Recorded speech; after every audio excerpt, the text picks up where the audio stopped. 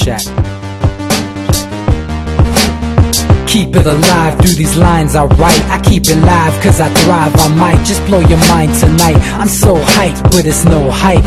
From this height, it's direct hits on sight. I'm your type, lend me your ears to show you that there's something in me. I'm not giving up, I'm standing right here, holding these days hostage. And I'll make this my year. We turning fear into love, and the love's in the air. I love doing this cause nothing compares. Nothing can share that same type of feeling when you feeling them flares. They can't catch it, it's havoc. I rip to a tear, switch a scenario. My stereos, I leave them impaired. Variables start to change and they're all in my range. I just gotta grab it, it's all mathematics. Every step is drastic, I make it fantastic. I'm trying to take your breath away. Asthmatic. This is live through the stereo. Go and let it blow, blow through the stereo. I'ma let them know through the stereo. Yo, here we go through the stereo, stereo. This is live through the stereo. Go and let it blow, blow through the stereo. I'ma let them know through the stereo. Yo, here we go through the stereo, stereo. Yeah, just nod your head with it, so explicit and vivid. Every image is intricate, intimate. I put my all into it, no scrimmage and no rules. I'm a pro tool, hear my heartbeat, beat into the vocals. I'm so loco, lost my mind, oh no. It's ponderoso, dope, so no overdose, cause it's dope, yo. Man, this is house grown, mixed with some milestones. So I let the style flow down like the Dow Jones, bringing it with some foul tones, letting the crowd know we getting loud, so it's eardrum rudiments. Yeah, we bring it rude again. Move, little hooligan. Music for tuning in, full time to the 10. I'm on my clock like I told you. I'm doing this for dreams we pursue. Hey everybody, welcome back to the Anti-Media Radio Show. Once again with your host, Nick Bernabe, here on UCY.TV. Thank you all for tuning in. We got a special show for you tonight. I'm joined by our longtime host on Tuesdays and Thursdays on the Anti-Media Radio, SM Gibson. What's up, SM? What's up? So we're going to go lights out tonight, or what's going on? I don't know. We're screwed either way. It doesn't matter what we say. Well, that's one way to look at this. But we do have a great show in store for you tonight. A lot of updates from over the weekend. We're going to be talking about some election stuff. The fireworks at the last Republican debate. There's a lot to talk about there. The primary is coming up over the weekend, I believe. So that's something to watch. Thank you all for not watching the Grammys tonight and instead listening to us. I have no clue what the Grammys are all about. I know Scott wanted to talk a little bit about the Grammys. I know you don't even know what they're about either. Yeah, really. But, you know, I guess... the Alabama Shakes one, so good for them. They're from where I'm from. Go Justin Bieber. Yeah, Justin Bieber. Go. I don't know. You convinced me to listen to that new Kanye album, and I was really disgusted by it. It was horrible. It really was. It was bad. I couldn't even get through one song, so I just want to listen to it out of curiosity. It's terrible. Don't waste your time. Yeah, well, there's that. We got that out of the way. But we do have an awesome panel tonight and some really hard-hitting stories that went up today on the Anti-Media that we're going to talk about after we get through some of this other trending topic stuff. Let me introduce our panel. We've got our longtime co-host, DB Schwartz, on the call. What's up, DB? Hey, Nick, man, glad I'm not watching the Grammys. I'm sure it's going to be more crap like the Super Bowl, I guess. Yeah, I mean, who knows? It's probably just more of the same old, I don't know, man. It's award season. I guess some people are like really, some people really care a lot about it. To me personally, it's kind of a waste of time. It's distraction. Yeah, it is. You know, some of these movies and stuff, they are good. They're decent. Decent quality production. Some of them have a message. Some of them don't. Some of them are just like The American Sniper, or just subtle propaganda and things like that. I think more often. That's the Oscars. Tonight's music, though. Oh, there you go. Okay, well, my bad. It's not movies. It's music tonight. I get them confused. Which is even shittier, right? Hey, you got to give it to me though for not knowing. I guess that's even kind of a good thing. But I don't understand why y'all are so opposed to people getting shiny little statues that mean absolutely nothing. Hey, our president got a shiny little statue called the Nobel Peace Prize, and that shouldn't be taken lightly. No, I think his that meant nothing. Way around your neck. Oh. So that way, you can use it to choke people out and stuff. Oh, okay. That makes sense. Also joining us on the call is our special co-host, Jake Anderson. What's up, Jake? What up, guys? Hey, I think Jimmy Carter is actually nominated for a Grammy, for real. He's a spoken word album he did. What? No, I'm serious. Unless someone on the television lied to me, which I don't. That can't be. That never happened. That happens. But yeah, no, I think he recorded some kind of spoken word album, and he's nominated for not nominated for it. A bag of So you know, I wonder if it's called "Me Against the Oligarchy" because that's all he's been talking about lately is Jimmy Carter going on, and now it's like, oh, old Jimmy Carter, no one listens to him. But man, this is the only former president, the only former president right now that's coming out strongly against the oligarchy, strongly against the corruption of the electoral system. Somebody to system. get brain cancer to tell the truth in politics. Apparently, man, you know, he's on a short. He doesn't got much time left, and yeah, he's been sick. He's fighting cancer and all that, and so you know he knows that his time is short. So now he's speaking out, and I'm glad that he is. I mean, over and over now, he's calling out the oligarchy, talking about how money is corrupting our electoral system. That is on full display right now. With this primary process underway. I mean, Hillary Clinton's being bankrolled by Goldman Sachs, and a lot of these establishment candidates are being bankrolled by Goldman Sachs. And so I'm glad that Jimmy Carter's out there saying that. So hopefully he wins. Shit, and if he does, he could probably go up there and in his acceptance speech talk about the oligarchy again. I mean, shit. What if he pulled like a Suge Knight? Yeah. What do you mean? Dancing all up in the videos, just start talking shit about Obama, like the way Suge Knight did against Puff Daddy. Oh, that'd be classic. We're also joined tonight on the call by Claire Bernish. What's up, Claire? Not much. What's up? Not much, hanging in there. Just dealing with this crazy electoral stuff. I want to start it off with the superdelegate thing. We've been talking a little bit about that. And then we're going to shift a little bit into some of Trump's comments in the last debate.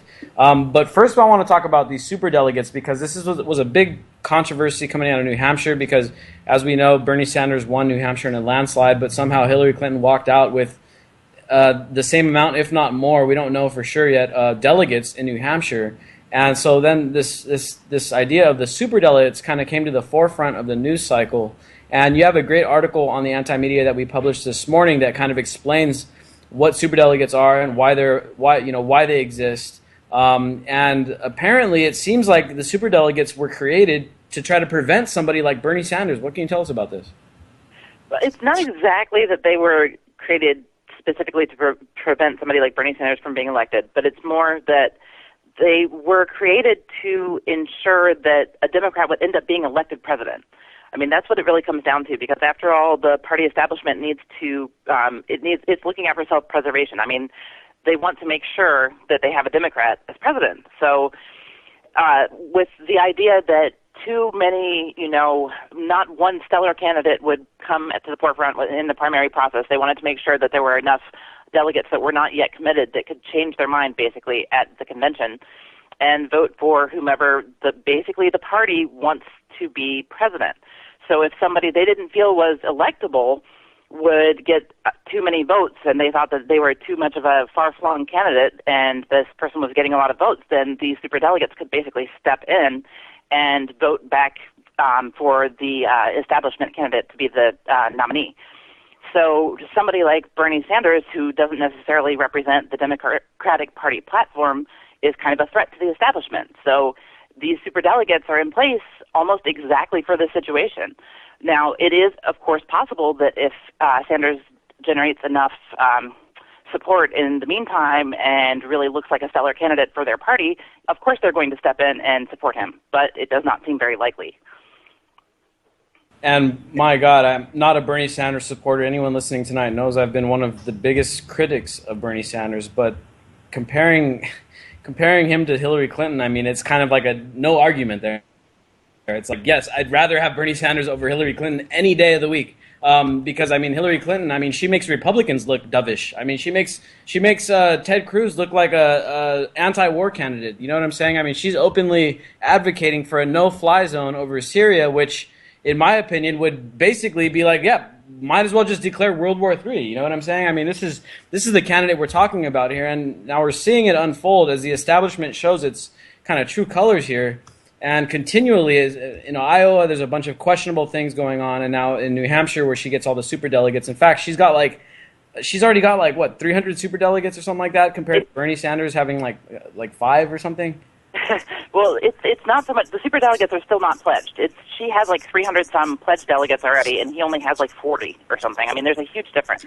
And the idea is that when like she's been in the party for so long, and he has been an independent, she already has a bunch of people committed to her. So these delegates are party insiders. They're already committed to her, like almost no matter what. So for Sanders to actually come out on top would be kind of amazing. And speaking of Jimmy Carter earlier, ironically, this is the reason this all exists, was because Jimmy Carter ran in 1980. Yep. Is that Yes, exactly. Because what Reagan destroyed him, and they said, "Oh, we can never have this again. We can't have a kind of an outsider candidate." Yeah, even though I don't really get how Jimmy Carter was. At least that's the excuse, And I'd like to think, we can take what the Democratic Party says at face value and say, "Oh, well, they just want to win." But I'd say that they definitely have some ulterior motives here. Ulterior motives where basically, well, David I think and Schwartz basically said this is why we do it. I mean, I think that the party establishment has to also pander to their funders and their financiers, and you got Soros in one corner, and in fact, I saw some news that the Koch lobbyists are also funding Hillary Clinton, so that's not the biggest surprise. I mean, these are people that are pretty much openly war hawkish and have ties to the defense establishment and stuff like that. So I think these superdelegates are also there to protect the corporate interests that the Democratic Party, for so long, they claim to be opposed to. But let's face it, the Democratic Party is just as corrupted by corporate interests as the Republican Party. In that field, there's no difference between the two parties. Well, of course, and that's kind of what I mean by establishment. I mean, you're talking about a political party that has been around forever, and it's established in its, corporate interests and everything else, just like the Republican Party. So to get somebody in office means they want their funders want their candidate in office, and it's not Bernie Sanders. I mean, obviously. Look at his platform compared to hard people, because somehow they come across as, they're for the average person, and look at what the Clinton did. They expanded the drug war. Their drones are tie-dye colored. The Republican drones are just jet black and flat gray. The Democrats have bombs that are tie-dye colored, and it makes it so much nicer. I mean, at least the Republicans are like, yeah, I want to kill some people. I know they hadn't done anything to me, but I'd do that. But Democrats are like, well, we would never do that. Yeah, and exactly, and that's why Obama also coincidentally gained the biggest funding from Goldman Sachs in the 2008 cycle. And so the same thing we're seeing right now with Hillary Clinton being bankrolled by Goldman Sachs, Rubio eventually going to be bankrolled by them, Bush, Jeb Bush, who was the default candidate for the banking industry. Now that he's kind of now that he's kind of gone to the wayside, at least for now, it looks like the people who are funding his campaign are going to shift over to Marco Rubio, and we're gonna see all that stuff take place.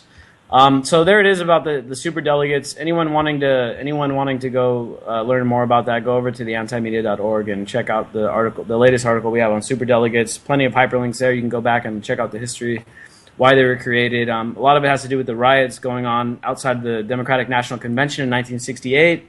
That was also a time of war, and people were fed up with the war. They were fed up with the draft, and look at the parallels here. Now they're starting to talk about drafting women into the war. So we're seeing a lot of parallels between the 60s and right now. And we're also on the verge of major war going on, and that's something we're going to talk about a little bit later with what's going on in Syria and all that stuff. I want to talk a little bit here about Marco Rubio, because people have written this guy off, especially after the second to last debate performance where he turned into Marco Rubio bot and he just kept repeating the same talking points. This guy is dangerous, and people don't understand this. If you watch the debate, the CBS debate, what was it, on Saturday? Yeah. The CBS debate on Saturday, if you watched it, every single thing that Rubio said, the audience was just roaring with applause. Now, we find out later, or actually we knew this beforehand. Even the tweets they were showing on the side of the screen were like, Rubio's doing so good. Yeah, the end of it, the jockeying Marco Rubio, like, jockeying him like it was Mike D of the Beastie Boys. I literally don't know how to explain this any better, but, we got That was the worst debate I've ever seen. It was the worst and the best, though. It was the greatest thing I've ever watched. We're going to talk a little bit about what Trump was saying about 9/11 and Iraq and stuff too, but I want to first talk about Rubio here, because obviously the debate audience was stacked. It was stacked with Rubio or party insiders. Scott, you were the one showing me the article about this. What happened over there? Okay, what it was is, and they had actually said this before the debate on Saturday, was that I believe something around 25,000 people applied to be at the event live and be in the audience, and they only had 1,900 seats. So to pick who would be in there, it was basically donors and donations and party insiders. So when Trump was saying it's a room full of lobbyists, like, it really was. So everything Trump was saying was being booed. Everything Rubio was saying was being cheered on. Like, even if it was something stupid, which for the most part, the stuff that comes out of his mouth is pretty dumb. Every single thing that comes out of his mouth is stupid. Yeah. And where was it held, and what's the sway of the defense contractors? Because they were all up in that place. Yeah, it was in South Carolina, and coincidentally, Charleston has a big military. Coincidentally, presence. South Carolina is a huge military-industrial complex state. And also, everything Bush was saying was also being cheered like crazy. So the and we got to keep in mind, like, this applause in the audience. This is part of the propaganda, man. When Rubio says something crazy about how he more or less wants to be extremely muscular on foreign policy and force American values on countries in the Middle East, and people cheer it on, well, that has an effect on the audience. That people watching on TV, they're like, oh, the audience is cheering, he must be saying something right. And it's kind of like a positive reinforcement to all this propaganda that Rubio and Bush both were spitting out. But the article in the anti-media called "The Mainstream Media Wants Marco Rubio to be Your Next President," I mean, this couldn't be any more blatant. And the article is broken down by all these media headlines that basically relentlessly are pushing Rubio down your throats. I mean, thankfully we kind of seen this happening for a while back, and so I don't believe any of the crap they're saying about Rubio. But I mean, Bill O'Reilly is saying Rubio is actually the real winner of Iowa, even though he got third place. His New Hampshire win. Marco Rubio was the real winner of the New Hampshire primary from the Huffington Post. He got fifth place. Fifth place. I mean, but we got to see this propaganda for what it is. Vermin Supreme came in fourth on the Democratic side. Exactly. I mean, Vermin Supreme had a better showing. But I mean, this is what, and we've been seeing this for a while, man. But thankfully, Common Dreams compiled all these headlines and stuff. But if anyone was wondering who the real real Republican establishment candidate, who the media and who the propagandists and who the party insiders and who the financiers are really going to get behind, it's not Bush. Bush is a distraction. Bush is just there to, everyone can pile on Bush and beat him up and all that. Rubio is the guy that they're trying. Rubio is their Romney. Rubio is the guy that's going to be quietly. Obama. He's this young, he is guy. Exactly. But the way he's getting treated by the media, the hands-off treatment. Nobody's taking the gloves off to Rubio. Nobody's really digging into his record besides us. He is the hands-off guy that they're going to try to quietly sneak in, and they've been hoping for a Trump implosion. It hasn't happened yet, and they're hoping for it. Maybe they're going to make it in South Carolina. They definitely tried to do it in the debate. It was pretty close in the debate, I thought. I thought that, Trump's comment, when he got booed like that seemed like his moment of downfall. Yeah, I agree. Trump's down. Every time Donald Trump was booed, the rest of America heard cheers. He's running this like Vince McMahon. He wants to be booed. He's telling everybody, these are lobbyists, these are the bad guys. When they boo him, it makes him look good. Yeah, but I don't know if you saw the headline. I'm sorry. I agree. I totally agree. Hold on, we got first let's go to Claire, and then I think we got Cassius on the call. We're going to go to you next. I was just going to say, I saw today that Trump might be running as an independent. So, I mean, maybe that would be like his withdrawal, and then Rubio, of course, would be almost guaranteed the slot. So, just saying. Under the Trump party? Yeah, exactly. Well, that'd be funny if we had two billionaire independents. We had Bloomberg on the left and Trump on the right. If Hillary Clinton, Marco Rubio, and Donald Trump all ran together, I believe Donald Trump would win. It'd be interesting. Who's voting for Rubio? Who's voting for Rubio? I think Jake had a disconnection over there in Albuquerque. I don't know if his internet went out or if he got clobbered by a blizzard. I'm not sure. Cassius, we want to go over to you, man. What do you think about all this? Hey, what's up, man? Well, I heard something interesting about Trump the other day. was watching an old Joe Rogan podcast from like a few years ago.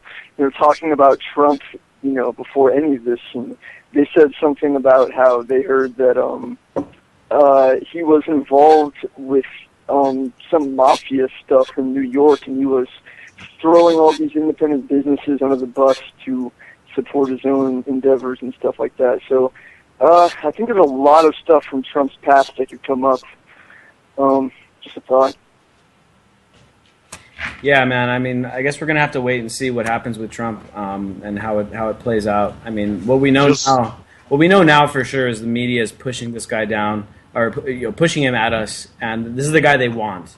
And as long as Trump stays in the race and continues to poll the way he's polling, he's going to be a problem for the establishment. Go ahead, DB. I was just going to say, all you need to know is just watch the movie The Art of the Deal. It'll tell you everything you need to know. Haven't seen it myself, but I'll check it out. Is it the one from Funny or Die? You know it, SM. I haven't seen it yet. I've heard it's great. Yeah, and as soon as you realize who's playing Trump, you're like, oh, damn, that was a good actor. Isn't it? Yep.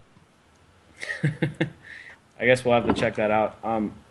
Enough about Rubio, man. Everyone listening tonight, just understand this is the guy that is anointed by the party, by the financiers, by Goldman Sachs, and all the other assholes out there that have been controlling our electoral system for who knows how long. By Lockheed Martin, probably, right? Carter. I think Carter was probably the last guy that was actually elected before this shit became completely corrupted. Maybe even Reagan before the assassination attempt and all that stuff. But Rubio is the controlled candidate. He's the guy they want. On the other side, in the Democratic side, obviously it's Hillary Clinton.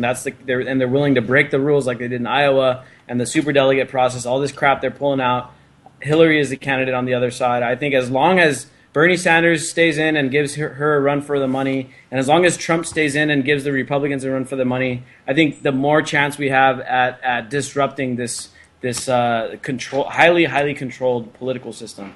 And so as much as I can't stand Trump and as much as I've been a critic of Bernie Sanders, I mean, I'm glad they're there giving them the trouble that they're giving them. Because if it weren't for them, we'd be sitting here dealing with another Mitt Romney and another Barack Obama, and that's not done anything good for this country. And I'm not saying that Bernie Sanders or Trump will, but at least it'll be a little something a little different that isn't completely controlled and completely co-opted.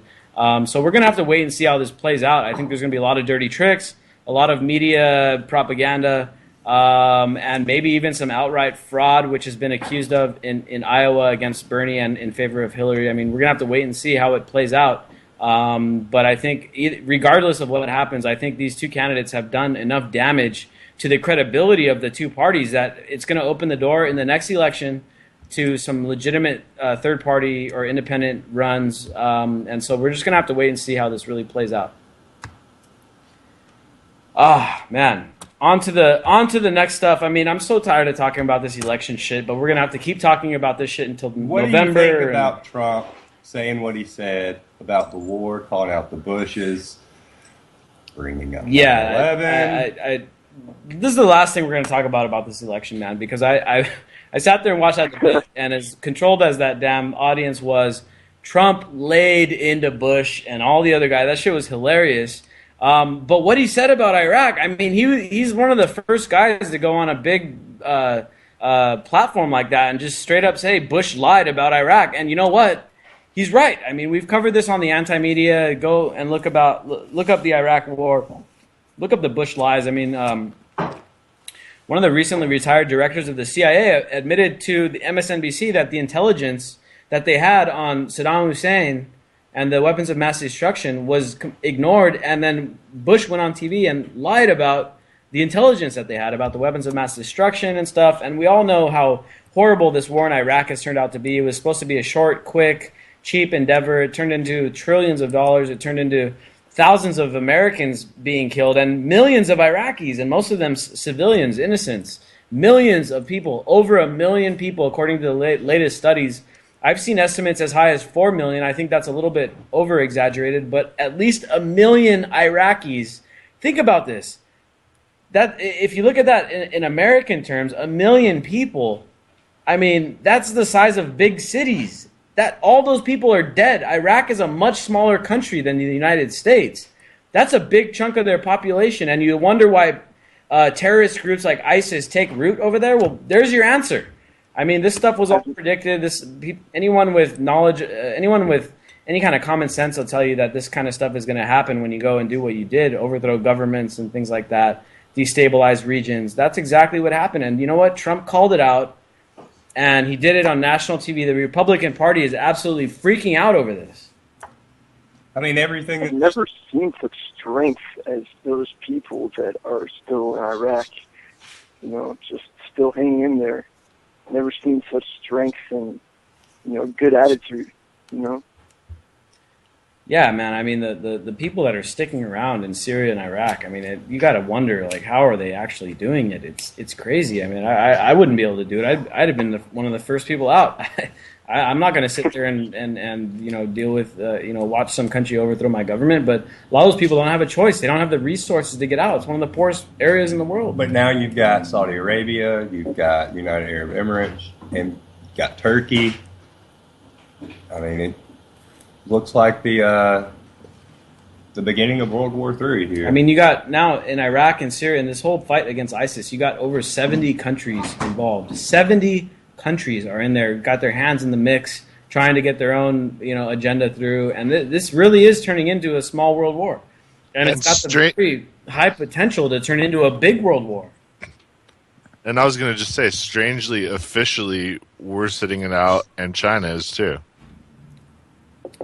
Yeah, that is kind of, you know, that is pretty interesting to see. You know, Russia is the has-been. You know, Russia is the former empire, the former world power, and they're trying to find their footing. Russia's got a huge stake in Syria and not allowing Assad to fall. I mean, I honestly think Russia would risk World War III, and if Saudi Arabia does put ground troops in and Turkey allows them to do it, I think Russia would put ground troops in too, because literally if Syrian government falls, Russia is economically through. I mean, that is their keystone in their economic livelihood, is keeping that pipeline that's supposed to go from the Sunni Arab Gulf into Europe. The only thing holding that back is Assad, right? And that's why Russia has been so adamant. Everyone wonders, like, well, why is Russia, like, the only country willing to, like, really, besides Iran, why is Russia the only country wanting to keep Assad in power? Like, why are they going and, like, literally putting their jets and putting their people, their advisors at risk in Syria? Well, dude, it's economics, man, and it's the Russian lifeline to their economy is their supplying of Europe of natural resources, gas, natural gas, fuel, oil, all that stuff. That's the only thing that keeps. They were invited. Assad invited. Yeah, the Assad government invited them in, you know, and also the other thing is that Russia has one of their only bases outside of Russia is in Syria. It's a naval base and stuff, and so they have that as well. But the main thing is economics, man. The only thing keeping the Russian government afloat is the fact that Europe depends on them almost completely for their natural gas and all their natural resources. And if the Syrian government falls, the pipeline gets built and it goes to Turkey, and Turkey is now the new supplier, and Turkey via Saudi Arabia is a new supplier of fuel to Europe, and Russia is cut completely out of the equation. Russia is willing to risk World War III to hold up the Syrian government, because if they don't, their country collapses, their economy collapses, their government is through. I mean, there's a rebellion in Russia. That's what's going to happen if the Syrian government falls. But was it just a couple of months ago that ever how long ago it was, when the ruble tanked, and it was because of the Saudis manipulating all the oil prices? Yeah, and the oil price, I mean, it's all geopolitics. I mean, these countries have created an oil price war. Saudi Arabia, United States, Russia, and all the other players, Venezuela is also part of it.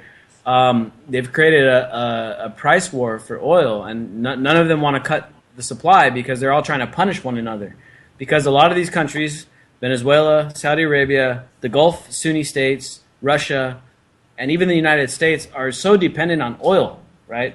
There were talks recently about the U.S., the next industry to be bailed out by the U.S. government would maybe be the oil industry, because our economy is now dependent heavily on fracking and on oil and that kind of thing. So, you know, they've created a price war, and it's all part of this, you know, economic imperialism that they have going on here. and nobody wants to blink on that. And so now instead of cutting deals with one another, Saudi Arabia making deals with Russia, they're not doing it. Instead, they're going out and killing people in Syria to try to create a pipeline. I mean, and this is the saddest part of this whole thing is that there's so many people dying over these guys' economic ambitions, right? And they're all trying to do what they can to make themselves richer and prop up their governments because their governments aren't built on steady ground. I mean, when you build your entire government on oil revenues, well, then you're going to go risk huge-ass wars to keep that revenue stream in place.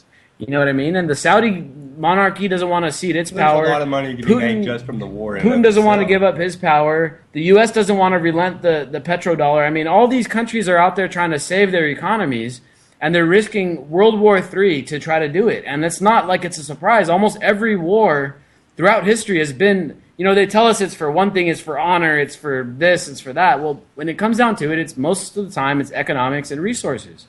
And that's exactly how it's playing out right here. And unfortunately now, back in the day, I mean, empires used to go and they'd plunder resources, and then the people of the empire, the citizens of those empires would benefit from it. Now there's no such thing. The U.S. The U.S. populace, we're over here bankrolling this empire. We're over here bankrolling the funding of the opposition in Syria, of all the rebels and stuff. And who's making the money? Not you, not me. It's Boeing and Zenith and Raytheon, all these companies that are building the weapons, all the companies that get the contracts, Halliburton and all that shit, the oil companies, they're making all the money. Meanwhile, over here in the American empire, our middle class is disappearing. Our standard of living is going down. In fact, I just saw news that the life expectancy of the middle class is going down for the first time in decades. I mean, we're no longer the beneficiary of the empire. We're bankrolling it, and we're being victimized by it. And it's all the proceeds and all the spoils of the war are now being privatized completely. Empires of old, they'd go out and they'd bomb, they'd take over countries, and empires would exist, and the people of the empire would kind of benefit from those wars and stuff. Now it's not that way. Now it's like they go do these empires, and a couple corporations get rich, and their politicians get hooked up, and everyone else gets stuck with footing the bill. I mean, this is. Can I just say something? I really want to say something here. I think that there has never been a better time to learn how to be more self-sufficient and to quit spending money on these companies, like all their cheap crap from everywhere. Quit buying pesticide-ridden food and everything else, and just withdraw from this economy that feeds this war machine. There's never been a better time to do it, to protest in that way, because we've kind of run out of other ways to protest, and obviously voting isn't going to change anything. Exactly, and when we're dealing with what we have now, which is an economic empire, I guess the best way to protest is economically. The only way is to experience some kind of deprivation, or maybe not, but it takes some kind of hardship or extreme dedication to actually do that. So I'm trying to. I'm exercising more. I'm trying to grow some food right now. I think you both hit the nail on the head so hard.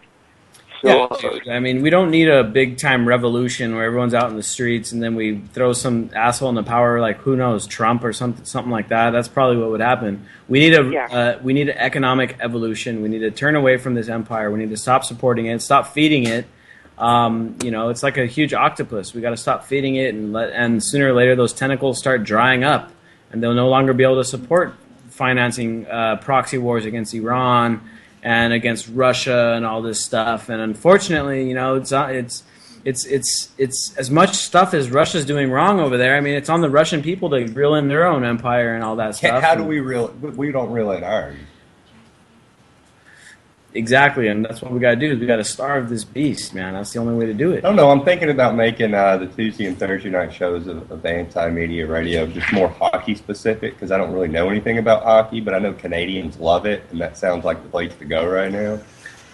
So just to get more accustomed to our neighbors to the north, I may just start focusing exclusively on hockey. Hockey, there you go, man. Hockey and pro wrestling. I mean, it's it's at least it's more honest. You know, at Those least fights are fun. pro man. wrestling is more honest than U.S. Of politics. course they are. They're Because telling you it's a lie. everyone knows it's fake and it's all scripted and it's entertaining. But Vince the McMahon's brave enough to say, "Hey, I'm here pulling the strings." The but shit we got here in U.S. politics, it's like pro wrestling before they started admitting that it was all just joke. It was all just scripted. You know, it's kind of like it's like reality TV. You know, I saw this great Reddit thread the other day about someone asked like, "Hey, anyone that's actually been in a reality TV show, I want to know what your experience was like." And I was looking at the thread, and it was a bunch of people that were on reality TV shows, and they're like, you know what, like, you know, on TV they show you like someone walks into a room and they're like, oh, so surprised, and like all this dialogue and all this stuff. But what the people were saying is like they actually film that stuff like 10 times. They actually have like 10 takes. Like you have to walk into the room and pretend like you're surprised 10 times over so they can get all the perfect shots and get all the angles and all that shit. I mean, and this is what we're dealing with the U.S. political system. We're dealing with reality TV where they're telling you that it's real.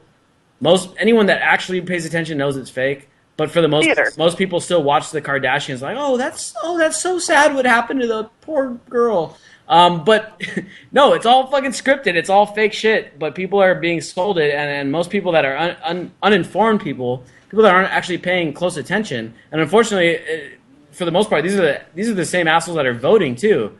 You know, they don't realize that it's a big sham. You know, but I think Bernie Sanders' campaign is actually cracking that paradigm a little bit here, especially after New Hampshire and the whole superdelegate. Is he though? Phenomenon. Because he still hasn't won a state technically.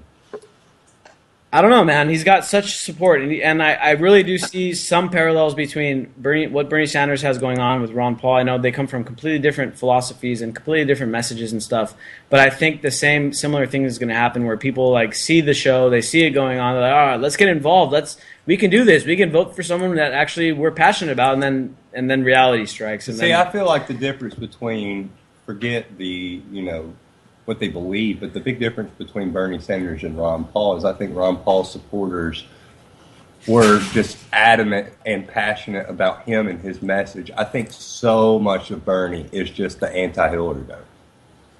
It's just, they hate Hillary That's a fair so point. much. Yeah, she's really unpalatable. I mean, I agree. she's just not. She can't connect with regular human beings. You know, she's not a human being. There's more to Sanders than just anti-Hillary. I think there's a genuine feeling that people have lost control of the democracy, and they want people don't like their tax dollars being spent on war and bailing banks out. Unfortunately, Sanders is not going to shut the war machine down, which we know. I mean, Scott, I see your point. Like, it's definitely like, anti-Hillary, but I think there's more to it than that. I think it has a lot to do with just, a decade of frustration for many millennials in looking at the system and But what was the comment Hillary made the other day? Something about, well, if we shut the big banks down, is that going to end racism? It's like, what are you talking about? No, you know what? You know what's not going to end racism is her support of the mass incarceration bills that she championed while her husband was president. I mean, and somehow the media is walking around saying, "Oh, Hillary's got the minority vote." It's like she's partially responsible for the plight of a lot of the minorities in this country because she helped create mass incarceration. And this is just like, and the media is like, oh yeah, they talk about how like she's winning the minority vote in this, but they do not dig into her record. They don't talk about the shit that she's actually done. And I wish Bernie Sanders would actually talk about that. Hillary Clinton is being financed by the private prison industry. Her and Marco Rubio and Jeb Bush as well. Those are the three candidates that are being bankrolled by the private prison industry and Goldman Sachs and shit. It's like, oh, she's all for the minorities. Like, dude, someone needs to slap the shit out of these news anchors that are saying this crap without actually going into detail about what she's actually done. I mean, she's got name recognition. That's the only thing she's ever done for minorities is the fact that her husband was Bill Clinton. That's all she's got going for her. That's all she's ever got going for her. Everything else has been bad for minorities that she's done. And so this whole bullshit on the media where they're trying to seed this propaganda in your brain that Hillary Clinton's doing better with minorities, that's bullshit. I want to see the polling. I mean, it's bullshit. It totally is. We'll find out once. Yeah, we'll see what happens in South Carolina. I'm sure that Bernie will win by, another 20% in South Carolina, and she'll get the delegates, and we'll move on. Well, people really may. I mean, she really may have a bigger percentage of the minority vote, and the problem is that people simply don't understand that she's against their interests. That's why we need a kind of an evolution of consciousness in the same way that Claire was saying. We have to modify our own behavior and be more self-reliant. We need just an absolute shift in consciousness in order for people to break out of this consumerist mold, which is how these things are happening. I mean, if people just simply stopped buying from corrupt corporations, and if they just stopped, contributing to the system, it would collapse. But see, this is how people, I think, panned in, is because the biggest employer in the world is Walmart, and they have the cheapest prices, and because people are hurting, and they're just like, I just need stuff that's cheap. They keep feeding into that system to survive. Yeah, but part of the thing is the idea that everybody needs stuff. I mean, if we start at a kind of a basic level and start reusing things and start recycling things and repurposing things and growing some of our own food, it doesn't have to be all at once. You don't have to just drop out of the system. If you do it in little ways, eventually it becomes more anyone and then you know what? The machines can't survive without us. If anyone wants to go read up on Hillary Clinton's track record with minorities and mass incarceration, drug war, and all that stuff, we got a great article in the Anti-Media by Carrie Wedler, who's actually in studio tonight, but she's not on the show. Hi. The title of the article is "Activist Tells Hillary to Her Face That She's Responsible for Mass Incarceration." This is a great confrontation. One of the Black Lives Matter activists back in August confronted Hillary Clinton about her role in the 90s in her husband's mass incarceration bill and her championship of it. And this article is packed with information and hyperlinks. You can go dig through this wormhole, which is this rabbit hole, which is Hillary Clinton's past discretions with minorities. And she's probably the worst candidate out there.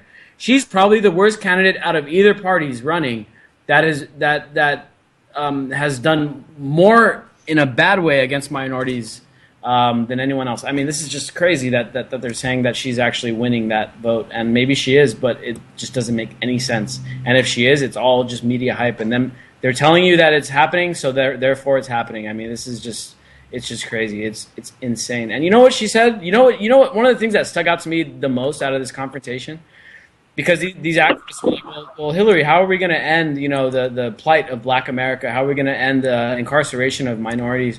And you know what she said? She said, "Oh, we end it through federal legislation. That's how we do it. That's how we ended racism in the '60s, by federal regulation. We ended segregation. That's how we fixed it." And this is what she's saying, and she's the one that put this federal regulation in place that threw all these people into prison. It's like, yeah. I mean, she needs to eat her own words on this. I hate to go off on Hillary because I just can't stand her so much. She's, to me, is the worst candidate in the race. I'm not a Republican. I'm not a Democrat. I'm not even an independent. I don't even buy into the whole voting system. But Hillary Clinton is the single worst candidate that we have an option for. And you know what? There's a good chance that she'll be the nominee if something. So are you giving her your anti-endorsement? Yeah, I'm anti-endorsing her. I second that. Like I said, any day of the week, and I'm not a Sanders fan, but I prefer Sanders over Clinton any day of the week. All right, before we go on, Jake, we're going to go to you next because you got a great article that's still going viral on the Anti-Media about DARPA. And DARPA is this crazy thing, and we got Cash on the line, too, who covers it closely.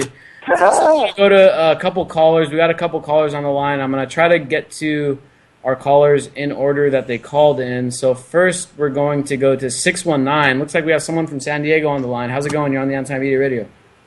You there? Oh, nothing much. Just, can you hear me? Hey, what's up? Hey, nothing much. Pretty much first time over half a year. Been able to listen to you guys. Yep. Is that Alberto? Hey, hello? Thanks for listening in. Nothing much. Hey. Can you guys hear me? Yeah, I hear you. Oh, yeah. Well, remember, unfortunately, Hillary Clinton is very backed up by the Latino community because back in the 90s when Pete Wilson was trying to get through 187, like Bill Clinton was spot on very much against it. So pretty much they've taken a little bit of they sort of like nostalgia towards Clinton per se, that they're probably thinking that, that Hillary's married to Bill, so maybe he'll be like a third term for Bill Clinton. Although they obviously don't know that he took down Glass-Steagall. He deregulated the I don't know whatever happened with television. So that's even more of a farther tour today. There was it was entertaining back in the day, but not.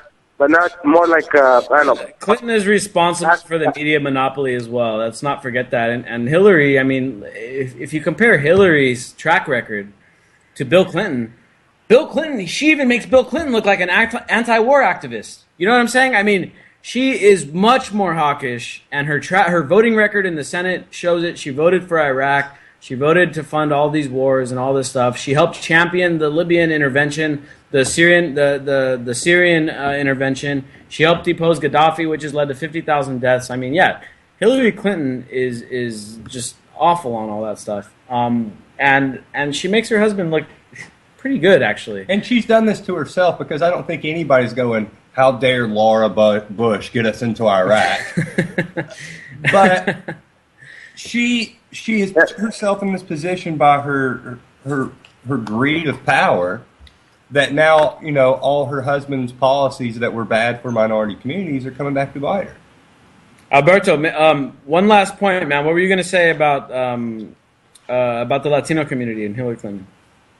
Well, unfortunately, the thing is that we are we have a lot of information, but basically we're just preaching to the choir. We're not letting our own peeps know outside of our circles. Pretty much, if she knew that if our people knew, the Latino community, that she's just basically a maid for the 1%, for the bankers. She's more of a war hawk. I think that she will. Probably she will. Pretty much, if they knew how Congress is composed, she might not be able to get through immigration reform. Maybe they could do something else than just putting all their hopes on Hillary per se. Pretty much. Although I'm glad they're slowly and steady they're waking up, that they're giving Bernie Sanders a chance. Like I said, man, anything's better than Hillary. Alberto, thanks for calling in. We got to go on to our next caller. We got another caller on the line tonight from 347 area code. How's it going? You're on the Anti-Media. Do you want to chime in on this? Oh, yeah, definitely do. Go for it. All right, okay, so I'm thinking that, Hillary is not the best option. I mean, I'm feeling like that's just like a third Bill Clinton right there. And I'm sure you feel the same way. And real quick, can you tell me your opinion on it one more time? What was that? Can you tell me your opinion on it one more time? I mean, I'm kind of agnostic on this political presidential stuff. I definitely think, looking at the two on the Democratic side, I think I'd take Sanders any day over Hillary, even though I don't think Sanders is, I don't think he's going to deliver on the majority of the things that he's talking about. And it's a classic case of what we saw with Obama, where it's like, oh, Obama's going to do this, Obama's going to do that. And then the same people that are championing Obama, and when he's not able to do what he wants to do, it's like, well, it's the Congress, and well, the president is kind of powerless anyway. And so I think I think Bernie Sanders, it's kind of like, I see a bunch of people excited about it. A lot of my activist friends are happy about him. But I think that his movement is actually more effective if he doesn't win, because it'll inspire more people to take direct action on their own, rather than him getting elected, being neutralized as a lame duck by both the Democratic establishment that doesn't like him and the Republican establishment that obviously doesn't like him. But I mean, that's where I'm at. We've got people on the call and on the panel that have different opinions on this. But where do you stand? Yeah, I kind of agree with you, but one thing I'm thinking about is, Bernie's shown like a lifelong dedication to getting like these things done, right? Obama, how long has he been doing that? Not too long, but Bernie Sanders has been like active, like basically his entire life.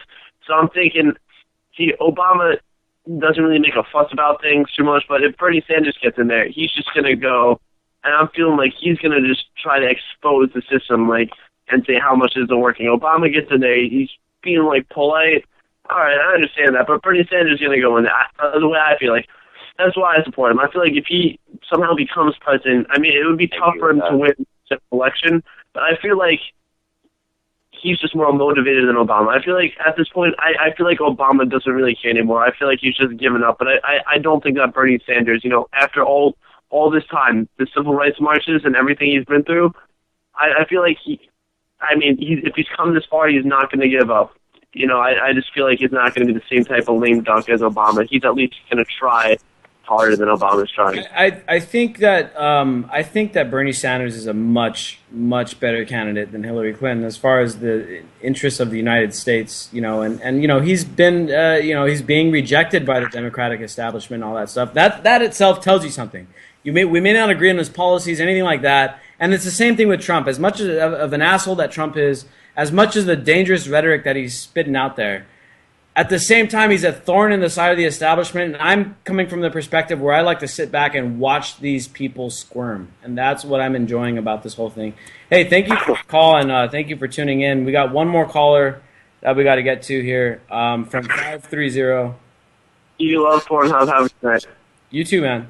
Peace. Oh, yeah. Going over to 530 real quick because we got to jump on this DARPA stuff in about a minute and a half. Yeah, that's fine.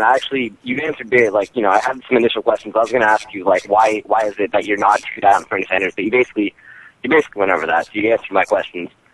When was the last time the government did anything good for your life, and he wants to give the government more power? And you trust Bernie Sanders so much, why don't you go do some research about the Audit the Fed bill that he worked on with Ron Paul and see how convicted. Wait, say that one with him? The what? Believes in.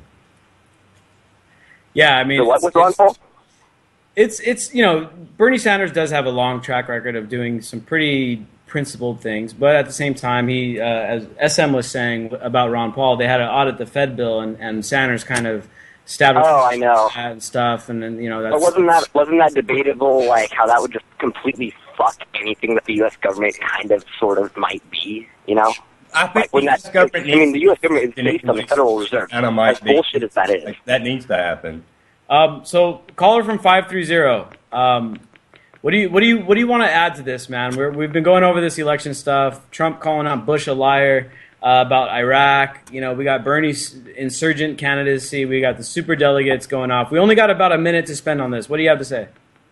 Well, Trump's a fucking ass clown. Bernie Sanders is chill, unless he's just blowing sunshine up her ass, which I really hope he's not.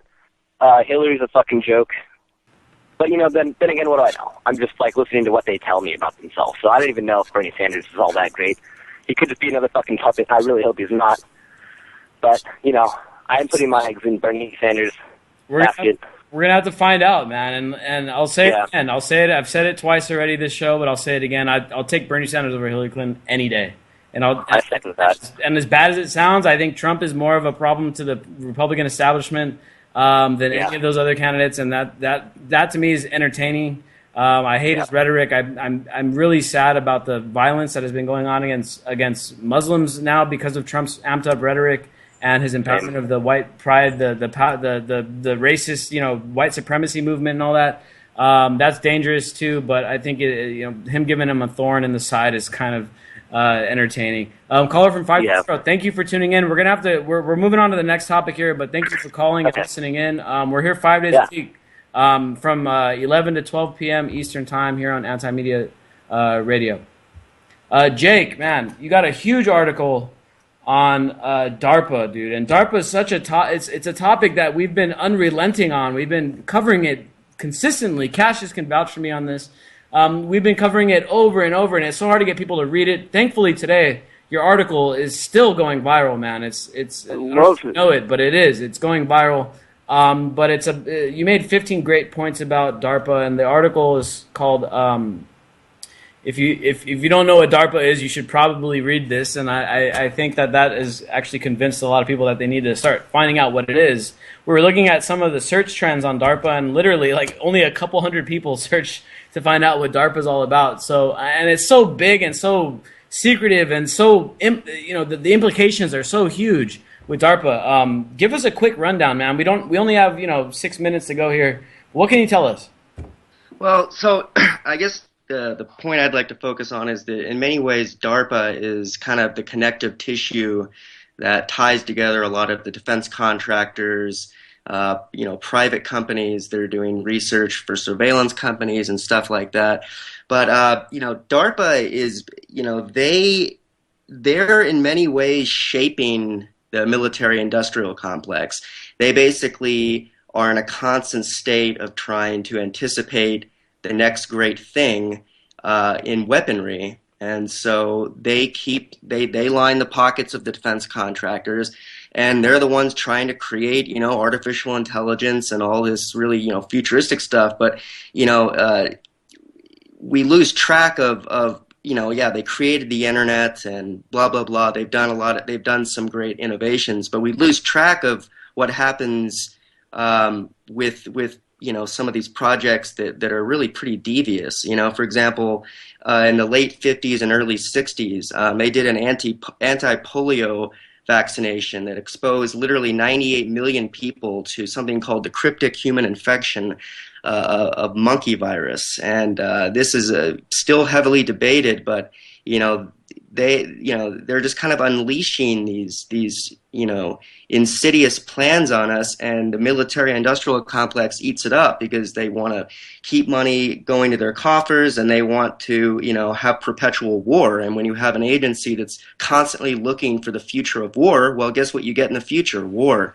But in many ways, they're also spearheading a lot of the surveillance that's going on. I mean, in 2008, they worked with the NSA for a data mining campaign called Project Reynard, and they monitored millions of World of Warcraft users without anyone knowing. And and it's not just surveillance too. I mean, there's a ton of crazy surveillance programs they're working on, but also they even give they're kind of the engine behind, in some ways, the police state too, because they develop non-lethal weapons for incapacitating anti-war protesters and all this stuff, ways to kind of neutralize the public. So they're just kind of like the brain behind all of these insidious forces that we've been talking about. And it's beyond Orwell at this point. I mean, DARPA is one of these crony socialism type of ideas too, where it's like the government dumps a bunch of money into these programs. They hire the most brilliant scientists, these young guys fresh out of college that are the brightest brains out there that could be doing so much good in the world. They hire them at DARPA, they develop these ideas, and then once they come up with something, well, it's like, hey, Boeing, you want this, you want to build these drones that we just came up with taxpayer money so that we can go bomb kids out in Afghanistan? And this is what DARPA does, man. They take our money, taxpayer money, they invest it in a bunch of research with the brightest brains and the scientists in the world. They they develop an idea, and then they privatize it. They send it over to the military-industrial complex, who goes and builds all these weapons, and then they get billions and billions of dollars. I mean, in your article here, you talk about some of the costs of these weapons. I mean, we're talking about hundreds of billions of dollars that end up coming out from these programs that are spent in U.S. taxpayer money that are inevitably used to kill people, spy on people, control people, and kill any hopes of peace. And they drive a kind of ideological, propagandistic nature to it too, kind of the hearts and minds aspect of Vietnam.